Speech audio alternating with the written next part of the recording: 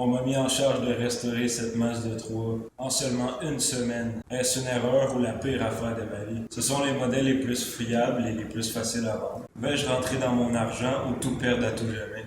Donc cette histoire a commencé le 25 février lorsque moi et mon ami on s'est amusé à lowball des voitures usagées sur Marketplace. Vraiment pas cher, donc autour de 500$.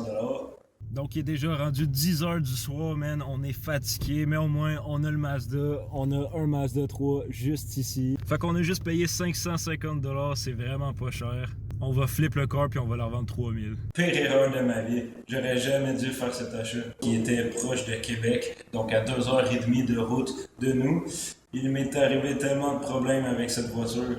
Déjà, quand on est arrivé sur les lieux, la voiture avait une POC de plus qu'il n'y avait pas sur les photos ni dans la description.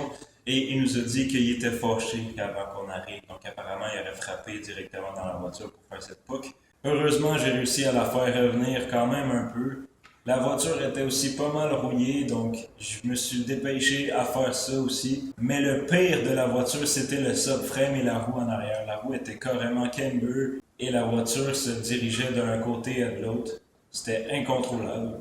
Donc on l'a fait remorquer avec un towing et j'avais eu des problèmes avec le towing, puis il était rendu tard cette soirée-là, donc j'ai dû y retourner une deuxième fois à Québec et utiliser 2 towings. Pour au final, finalement trouver un autre subframe que j'ai acheté et j'ai été chercher. Je l'ai complètement restauré, donc je l'ai sablé. J'ai passé comme des dizaines d'heures à sabler. Ensuite, je l'ai primé, puis j'ai mis du bedliner, 2-3 couches assez épais pour pas que la rouille revienne jamais.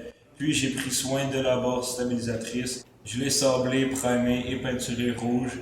Puis installé des nouveaux link kits en arrière flambant neuf. Donc malgré tous les problèmes et ce qui est arrivé, j'ai persévéré et passé au travers de tout ça et j'ai finalement réussi à terminer la voiture dans les temps. Donc la restauration en tant que telle m'a pris une semaine, un petit peu plus, mais finalement je n'ai pas réussi à me faire de profit, en tout cas pas encore parce que ça fait déjà un mois que j'ai terminé la voiture et je n'ai pas réussi à la vendre. Elle est affichée sur Marketplace depuis un bout.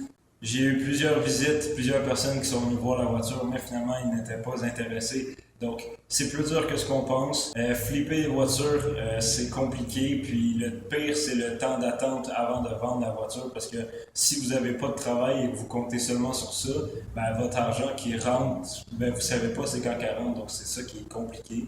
En tout cas, je me suis vraiment amusé sur ce projet. J'en ai appris beaucoup et j'ai gagné en expérience. J'aurais pas fait d'argent avec ça, mais au moins, ça va avoir fait du bon contenu. Là, présentement, je me retrouve dans mon garage. Donc, pour ceux qui savent pas, j'ai un nouveau garage. Si vous n'avez pas vu la vidéo, n'hésitez pas à aller la voir. Je suis encore en train d'emménager, donc c'est sûr qu'il y a des boîtes partout et c'est pas complètement beau et terminé.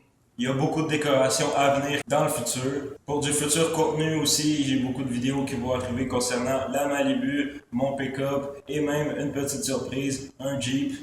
Sur ce fameux Mazda, on a aussi changé le muffler, donc on a installé un muffler Evil Energy avec un coup de Canadian Tire que j'ai été chercher et une flange. On a tout soudé ça ensemble. Et maintenant, il n'y a plus aucune fuite et le muffler est en bonne condition parce que l'ancien était pourri.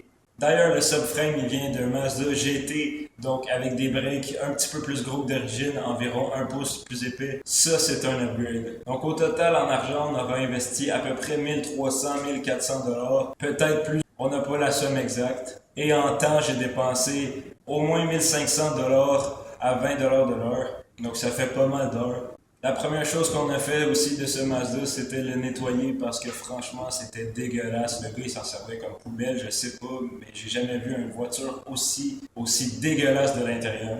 D'ailleurs, dans ma première vidéo, si vous l'avez pas vue, je vous invite à aller la voir. J'avais un Mazda 3 presque identique à celui-ci, donc il était manuel, la différence avec les vitres manuelles aussi.